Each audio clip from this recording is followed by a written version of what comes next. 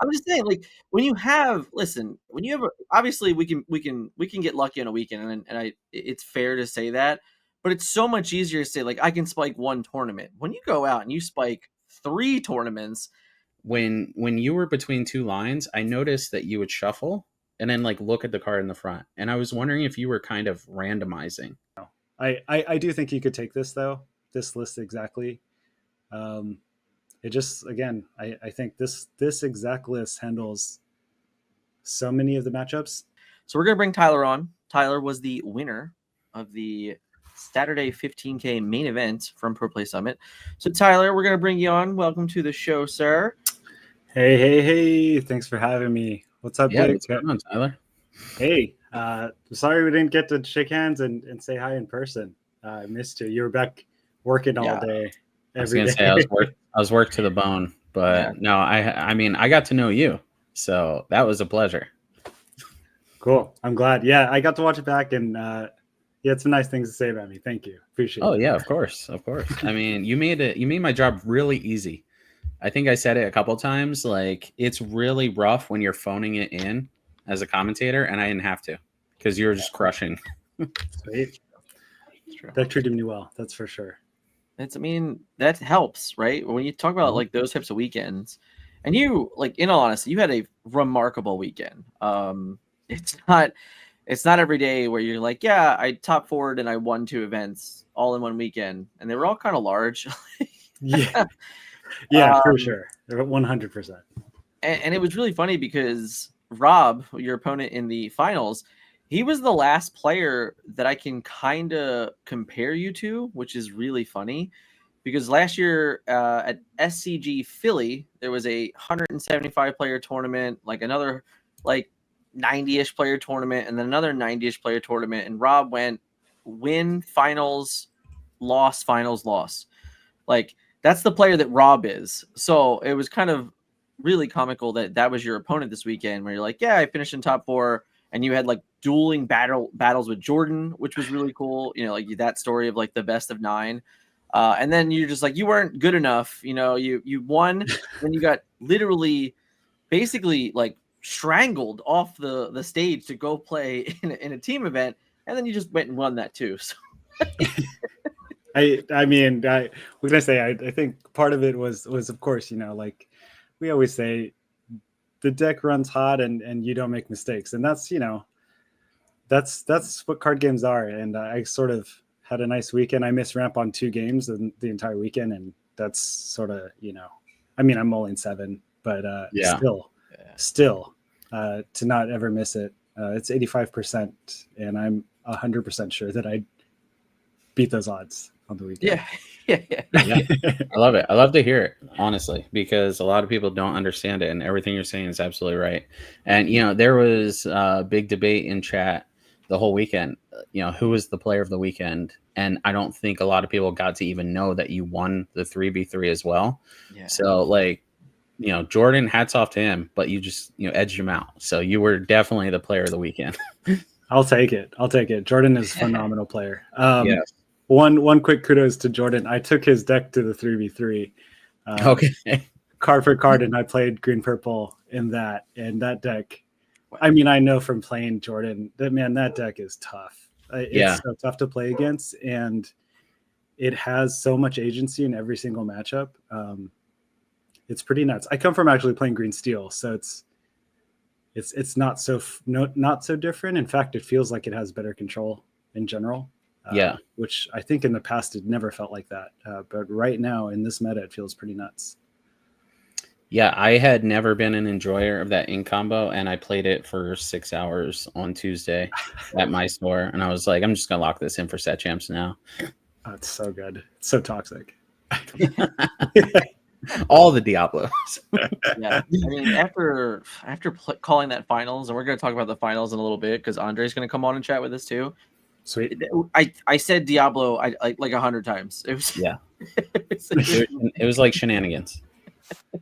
Sounds about right. So, Tyler, we have this is the list that you won with. I do believe you made a small change from day 1 to day 2. We can definitely talk about that as well. But in general, you know, why, I think there's been this constant debate in the, in the Disney Lorcana stratosphere of Ruby Sapphire and which version of this deck is the best version. So why do you feel that Sharks was the best version last weekend? Yeah, I actually ventured into items for just about a week and a half before this. A week and a half, 2.5 weeks ago. And then after a week and a half of playing items, I switched to Shark. And one of the big reasons is that items is pretty polarizing. You have a handful of matchups that you absolutely dominate. I mean, if anybody like inks Ursula 2, the 2-cost Singer Amber card, you basically win the match immediately with items. But also if they play Daisy on 1 and Piglet on 2, you just lose the game like immediately. Sure. And so I really didn't enjoy that. That being said, like it's super good into all the purple matchups. I mean, it just completely dominates them. But I really didn't want the polarizing matchups. And I figured we're going to see a decent amount of red blue anyways. And I think Shark is quite favored into items. I played items 4 times on the weekend. I went 2-0 in all 4, 3 times on the draw. So I think there's a pretty strong case to say that Shark just happens to be stronger. And we have a flatter matchup across the board with nice, nice edges, I think, into Amber Steel if they don't see every single Pete. Otherwise, you feel pretty great about it. That's fair. Just to get some context clues for the audience here, how long have you been playing Ruby Sapphire? I first played Ruby Sapphire in set 3. Okay. The big green steel meta. I don't know why I decided then, because people were playing Merfolk on 1 and went on 2, and that's like not great. Yeah. But yeah, that was right around the time that I picked it up. Ramp. I played Druid when I played Hearthstone, and so ramping's fun. I like ramping and playing big dudes, and so I played the more traditional control versions for a very long time. I took items to Vegas in set 5. Okay. With Queen Diviner and the 2-cost Gaston, and so I've been playing red blue on and off. Probably I think I touch it every single set, and then often I've decided to play other things, but I just sort of always go back to it and check it out. Just the comfort pick, then comfort zone fits the mold. I love that you reference an older game, because I think it's one of those where I know Disney Lorcana, we have a lot of brand new players, and this is their first time playing trading card games. Mm-hmm. But for some of us, we always kind of go back to our roots and go, like, I haven't done anything like that in a while. Can I do that in this game? So it's interesting to hear that from you, that's saying like, hey, this is a game I used to play, and it has a similar strategy, and it kind of all checks out. So that's nice. So for this, I think that, I don't know, it's so hard to say whether or not what is stock and what is not stock anymore for some of these decks at this point in the metagame, because I just feel like every single week we're adding some little piece here, some little piece there. But what I really liked about your list in particular were like the singletons, the one Maleficent, the one Hollow Hideaway, the one Carpetbag, and of course the one Hades. Can you talk to me just about like those decision points and like why that was your choices on this weekend? Yeah. So I'll quickly talk about what I brought on Friday and how that changed, because in Friday's list, there was 2 Hades. And in fact, Hades performed extremely well on the weekend, because it's targeting Sharks in the mirror match, which is just like super, super valuable. Yeah. And in any of the steel matchups that happen to be playing Beast, it also deals with Beast, because this list otherwise does not. And hitting it on 7 was really crucial. But Dave Solberg told me that I should play 2 dragons instead of Hades, and I told him he was crazy for that. So I took the compromise and went Hades and 1 dragon. Okay.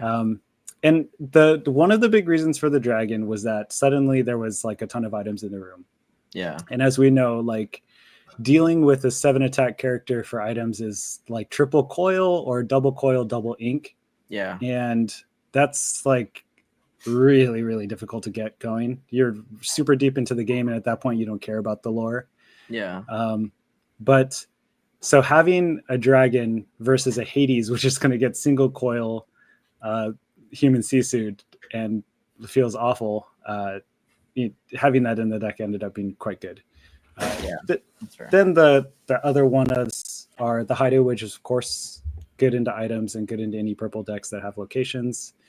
It's generally a great one-of. I did use it twice on the weekend to ramp on my popsicle. Felt terrible, but yeah, not great. But you got to do what you got to do. It's better than missing, right? It's better than missing. You got to do it. Yeah. Yeah. It was, so the Hideaway was great. In the mirror, it tucks some manners, tucked a workshop, and wins the game on the spot sometimes. And of course, the carpet bag, as we know, if you find one popsicle and your Tamatoa ends up being quite significantly worse.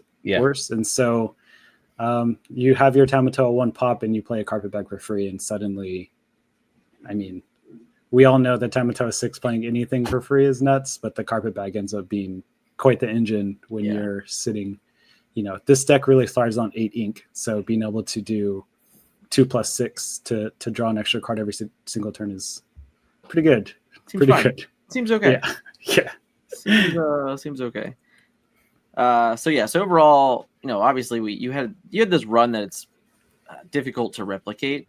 So when you look at your weekend, you played a lot of Lorcana, right? Like a top 4 finish in a 9-round plus tournament, and then in the finals for the victory.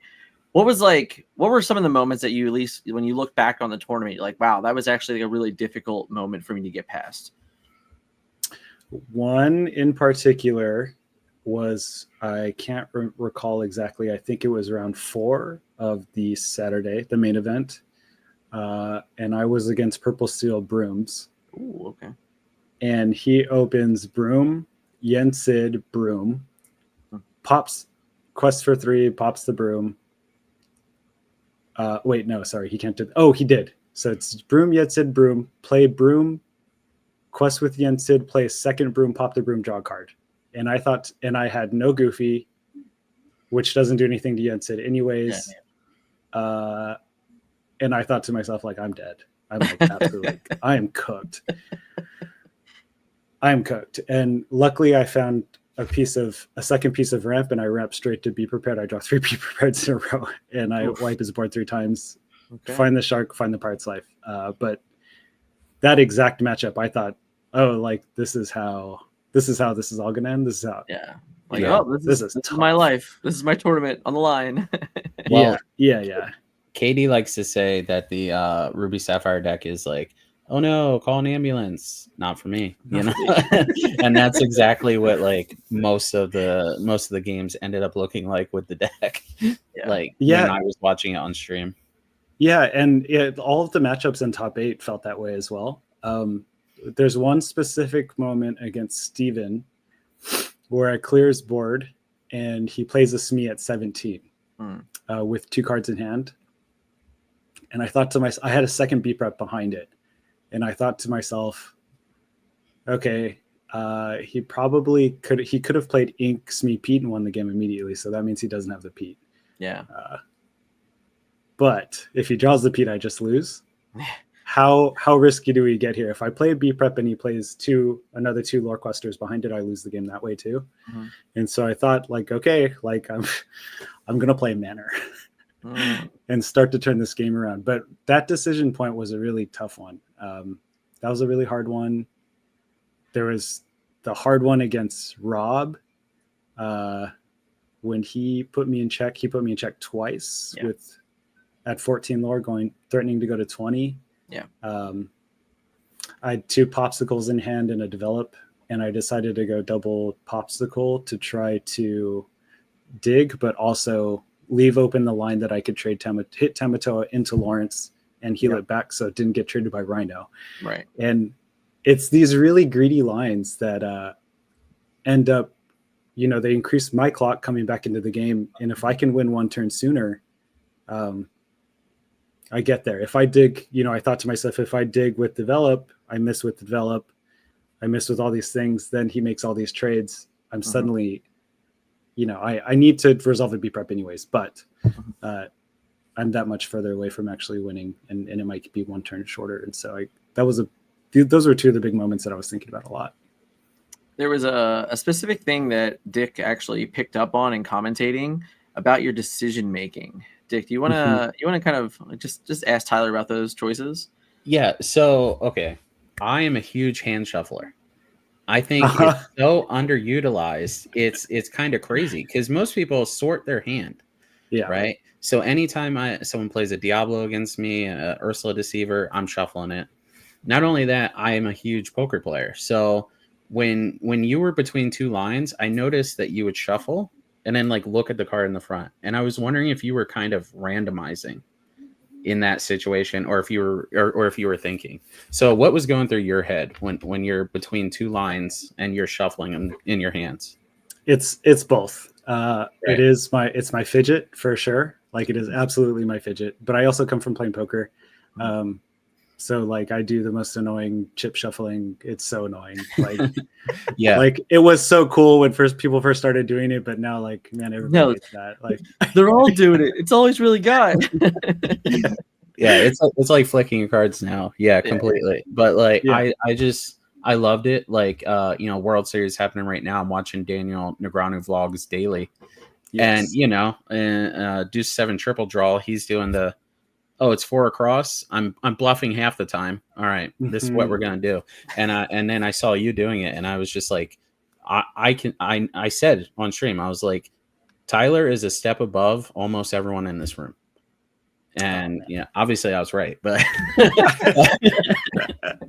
yeah, so that was awesome. Those are like, again, and what you're saying, like taking the out to win versus the out to not lose. It's like I said this a couple times on stream. The extra 2 to 3 percentage points that you take over the course of your TCG career is going to be the difference between someone that's holding the trophy and someone that makes top 8. So yeah, and the parallel is straight towards poker, right? Like we're in the end, it's a card game, and all of it is like a super long game. It's a super long game. If you play poker to win tonight or tomorrow or this week, like it's not great. Like you can't look at things in a small picture ever, because in the end, like card games are something where you need to increase like 2% over the course of hundreds of games to find your actual results. yeah. So what you just said is like what is something I completely agree with. So you're just trying to find the small edges everywhere, the little edges. And I got punished too many times by taking the like not die line. Right. Yep. And that's exactly how I felt, is that like if I play B prep right here against against Steven, and he just plays 2 more things, he says, okay, have a second one. And I needed to make sure that I had the value there to get out of that situation if he presented it. Yeah. Interesting. Awesome. I think it's like one of those where I was, obviously I was, I was a little bit behind the scenes running the show during most of the gameplay, and I was watching the game, and the moment Dick said it, I'm like, oh yeah. I was like, I just instantly picked up. I'm like, that's actually 100%, I think.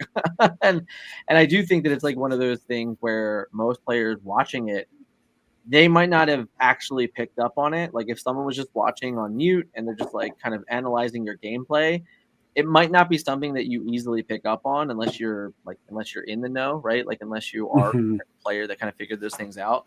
But I thought that was a very key like learning moment for players.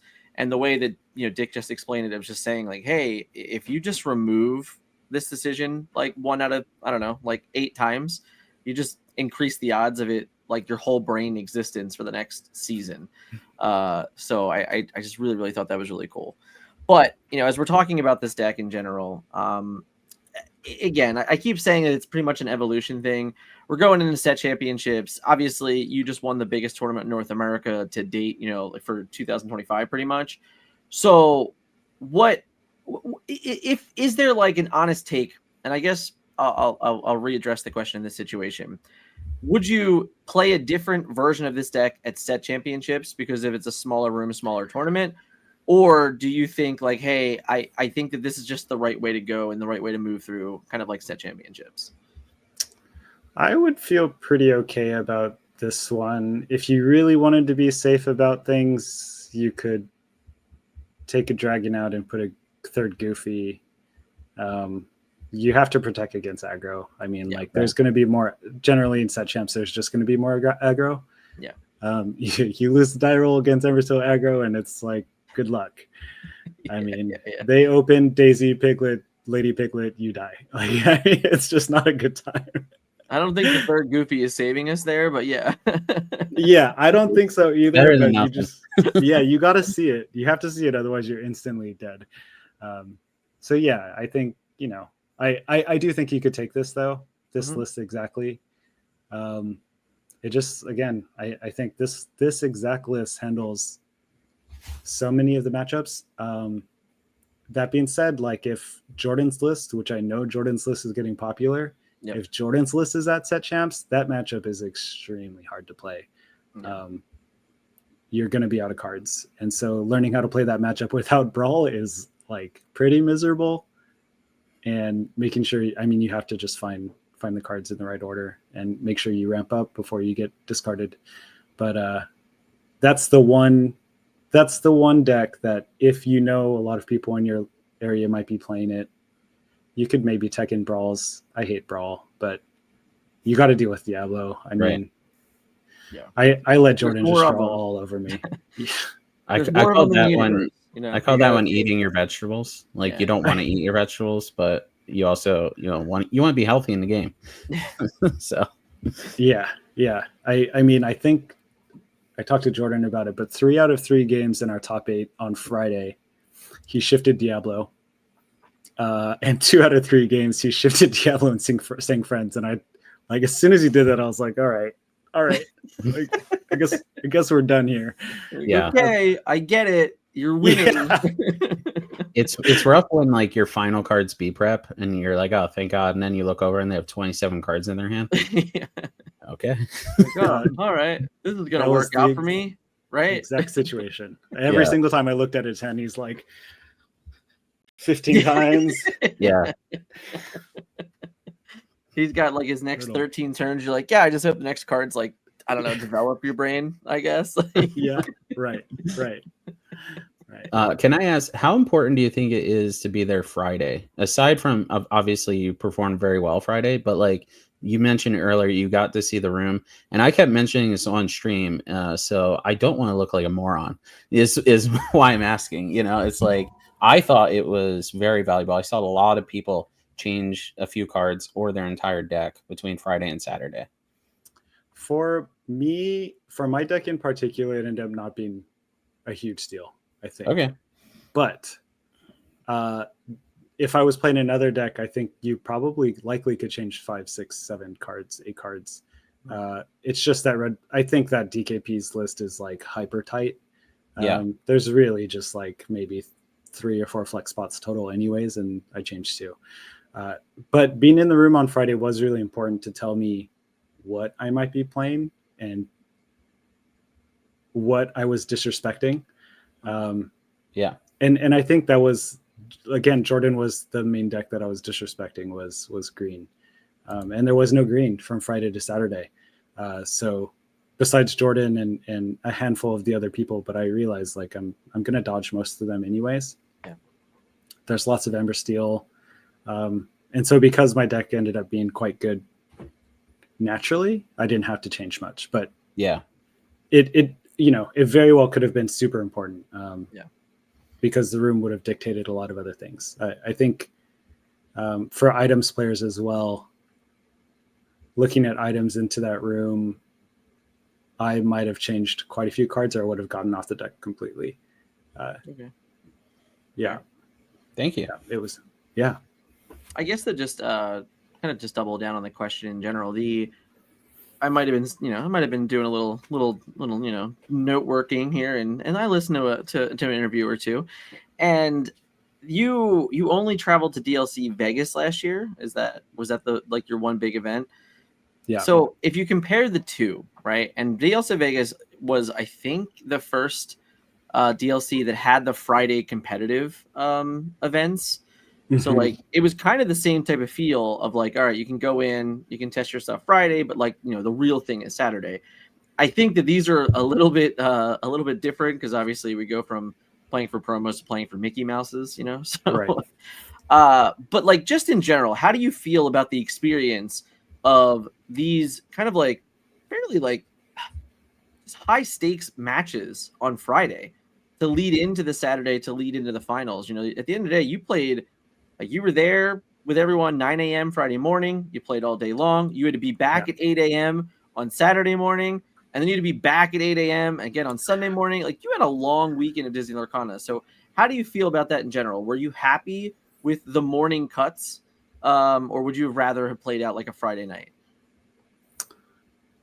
I think I'm probably a little bit different in the terms that, like, I'm a hyper fixated person. And so, like, sitting and playing Lorcana for 10 hours a day is like pretty great. Yeah, I sort of thrive in those environments. And so it felt amazing. I think I enjoyed actually playing in the morning. Okay. The top cuts, because it gave me a chance at the end of Swiss, man, I'm exhausted. Yeah. I could keep playing, but the truth is by the end of the day, like I'm pretty done. The moment that I play my last hand, it all kind of crashes down and hits me. Listen, I say this all the time. Adrenaline is a hell of a drug. Okay. Yeah. Like, it is. It just is. Yeah. So getting the break until the morning and sort of playing my most important games first thing in the morning ends up feeling pretty great. Right. My brain is fresh. I had sleep. I have food in me. And so, yeah, I mean, I felt good about it. I mean, this is different than other times, because maybe other times that I've, DLC Vegas, I didn't play Friday. I wasn't able to make it. But I'm not sure how I would have felt if I had a really bad run on Friday. Sure. Going into Saturday. But of course, since it went well on Friday, I was sort of gassed up already. Yeah. I was feeling confident about the lines that I was taking and the decisions. And so it's sort of, I don't know, I felt extra powered up going into Saturday, because also the buys. I mean, the buys were incredible. Yeah, I was going to kind of just double down on that question one more and be like, the buys. Like, how do you feel about the buy structure in the system? Because obviously the key reason for them even existing is because the tournaments are finishing on the morning of. What people didn't realize, I mean, we said it on stream, like, Jordan played the finals, finished his finals match when there was like 15 minutes left in the round, and then went and played in the round. So it's not, you got a little bit of a break because you lost in top 4. So it's like you actually had some time, like, oh, I can go grab a protein bar and a banana or something like that. But Jordan and his opponent Andre, who we're going to have on shortly here, like, they didn't really have a break. So it's tough to say, like, yeah, obviously buys are powerful for tiebreakers, but you guys had to be there at 8 a.m. Like, it's not like you technically started the tournament 2 hours earlier in some ways. Mm-hmm. Yeah, I think losing in top 4 ended up being pretty nice. I got Starbucks, I got some food, and I took like an hour break. I went and sat out there for 45 minutes and just hung out. Yeah, and that was like the break that I needed for sure to make it through the rest of the day.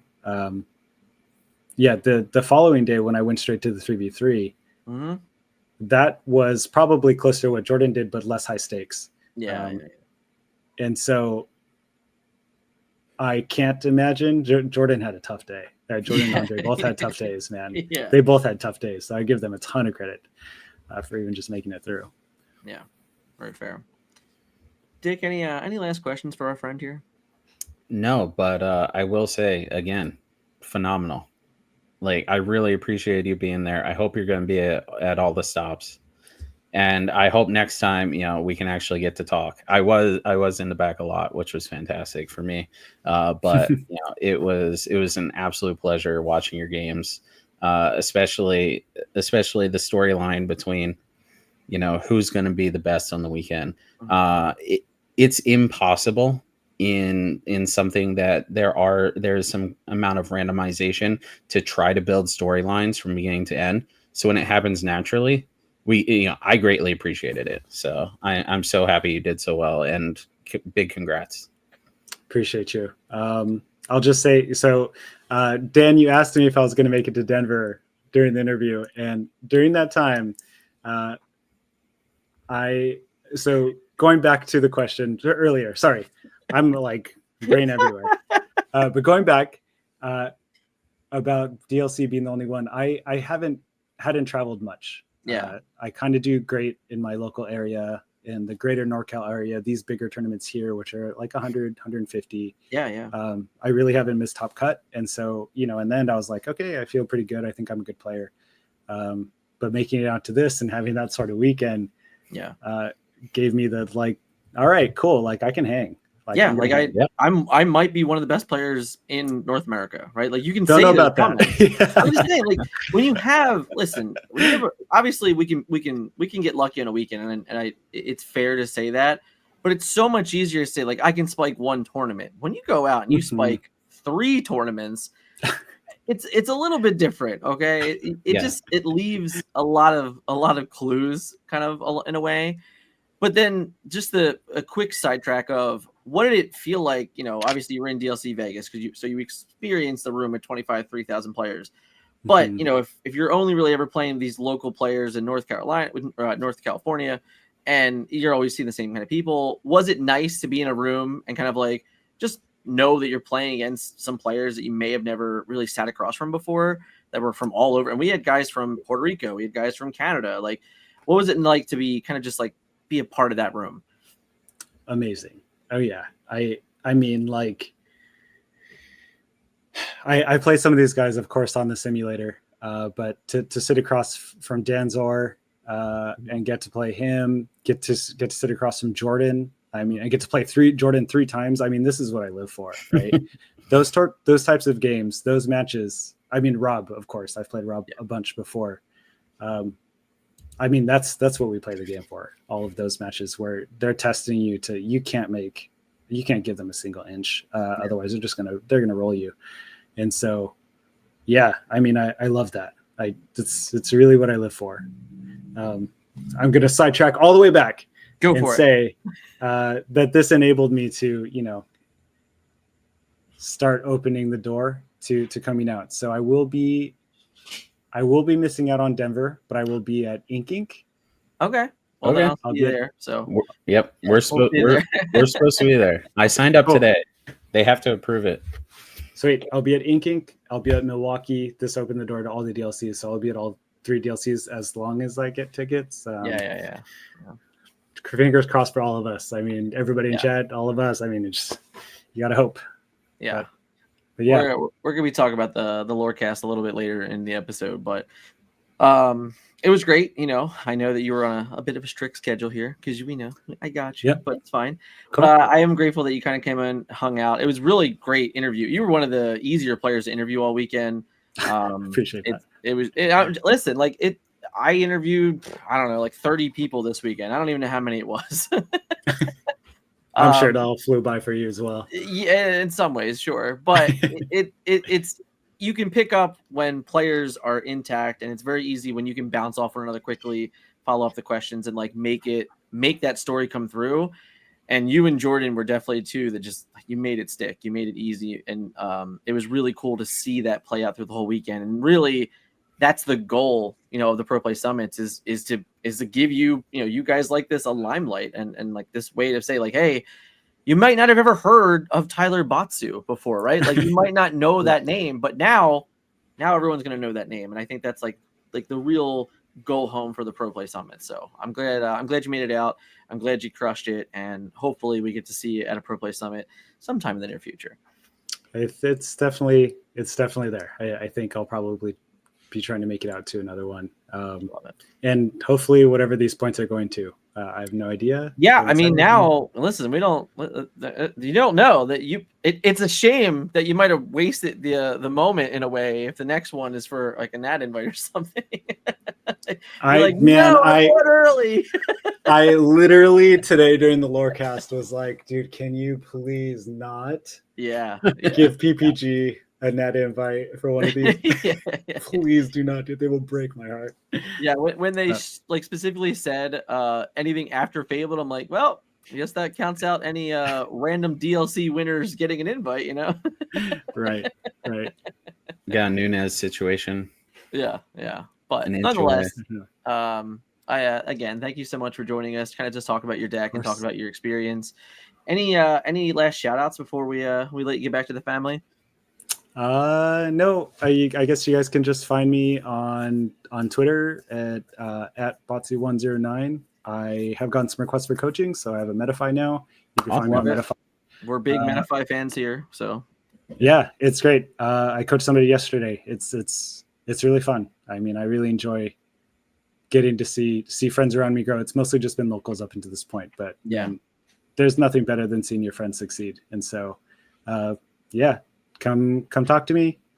If at any of these events, like I'm a friendly guy. I like people, so come talk to me, and just I'm happy to chat about anything.